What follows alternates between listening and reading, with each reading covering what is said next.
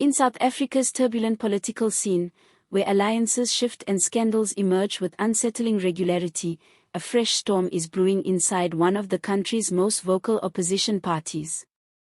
The Economic Freedom Fighters, or EFF, have built their brand on bold speeches, unapologetic confrontation, and a clear anti-corruption message. But now, those very values are under heavy scrutiny following explosive claims from one of the party's most senior former leaders, Floyd Shivambu. His recent allegations target not just any member of the EFF, but the party's commander-in-chief himself, Julius Malema, and those closest to him. These are not the kinds of whispers that float around in the background of politics. They are direct accusations of looting, of misusing municipal positions, and of funding a lavish lifestyle at the expense of the public purse.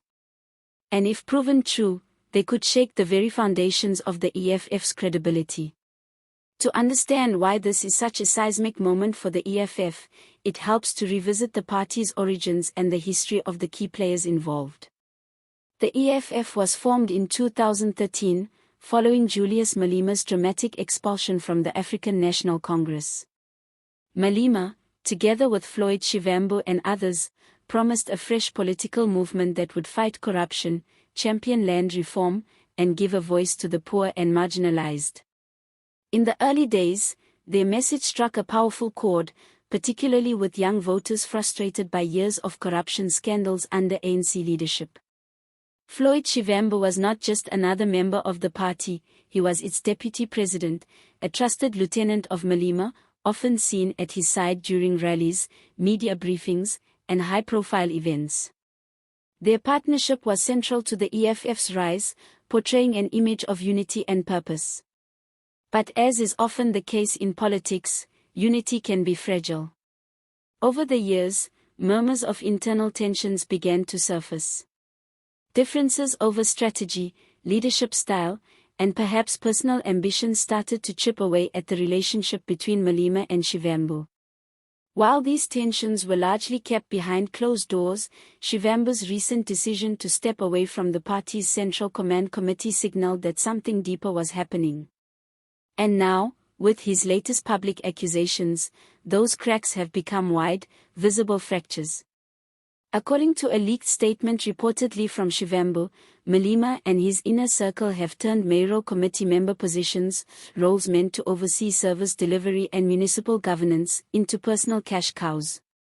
The allegation is that in municipalities where the EFF holds influence, funds are being siphoned from the coffers not for public benefit, but to finance Malema's private luxury. The language Shivambu allegedly used was blunt and damning, describing the group as goons looting municipalities and behaving in ways that completely contradict the party's public stance on clean governance. These claims have not landed in a vacuum. Opposition parties, most notably the Democratic Alliance, have seized on them, calling for urgent intervention from the Auditor-General and the Special Investigating Unit. DA spokesperson Julius Malema was clear in his statement: if these allegations are true, it is nothing less than a betrayal of the people the EFF claimed to serve. Such words resonate deeply in a country still struggling with service delivery failures, where communities endure daily hardships due to mismanagement and corruption. The municipalities in question are not random spots on a map. They include areas in Gauteng, Limpopo, and the Northwest Province, places where the EFF has gained footholds through coalition arrangements.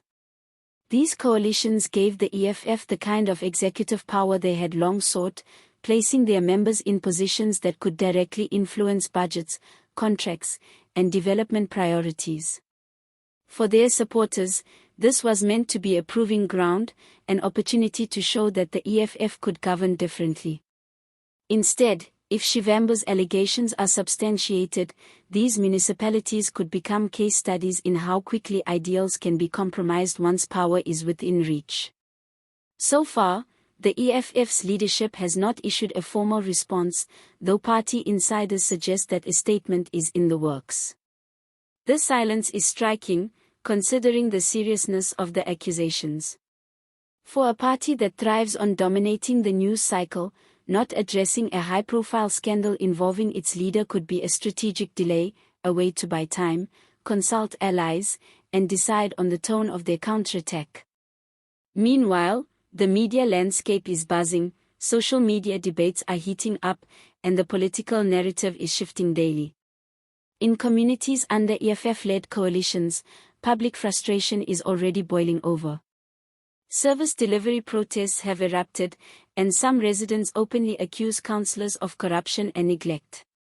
For these citizens, Shivambu's words don't just sound like political infighting, they confirm long-held suspicions that those in office, no matter their party colours, can end up prioritizing self-interest over public service. This erosion of trust is dangerous, not just for the EFF but for coalition governance more broadly. The potential consequences here stretch far beyond the immediate scandal. If independent investigations confirm Shivambu's claims, the EFF could face a crisis of legitimacy. The party has built its identity on being the moral alternative to a corrupt political elite. Losing that moral high ground would undercut its most potent weapon in electoral battles. On the other hand, if the allegations are proven false or politically motivated, Malema and his allies could emerge stronger, framing themselves as victims of betrayal and smear campaigns. For Floyd Shivambu, his next steps will also be watched closely.